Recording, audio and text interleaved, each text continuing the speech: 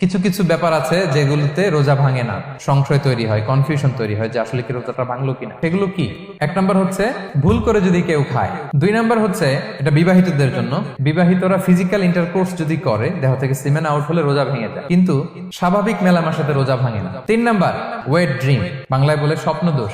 ঘুমের মধ্যে এমন কিছু দেখলেন ফলে আপনার সিমেন আউট হলো, আপনার রোজা ভাঙবে না, শুধু আপনি ঘুম থেকে উঠে ফরজ গোসলটা করে নিলেই হবে। চার নাম্বার হচ্ছে ব্লাড টেস্ট, ব্লাড টেস্ট করলে রোজা ভাঙে না। পাঁচ নাম্বার হচ্ছে অনিচ্ছাকৃত বমি। ছয় নাম্বারে নোজ ব্লিডিং, নাক দিয়ে রক্ত ঝরলে মানুষের রোজা ভাঙে না, আনলেস যদি অনেক বেশি অ্যামাউন্টের হয়, আপনি ক্লান্ত হয়ে পড়েন, তখন তো আপনি রোজা ভাঙতে পারেন। সাত নাম্বার রোজা রেখে দাঁত ফেলতে পারবো কিনা, দাঁত ফেললে যে রক্ত বেরোয় এতে রোজা ভাঙে না। আট নাম্বারটা হচ্ছে ইনজেকশন, রোজা রেখে ইনজেকশন দেওয়া যাবে কিনা। কিছু কিছু ইনজেকশন দেওয়া যাবে, কিছু কিছু দেওয়া যাবে না। কোনগুলো দেওয়া যাবে না?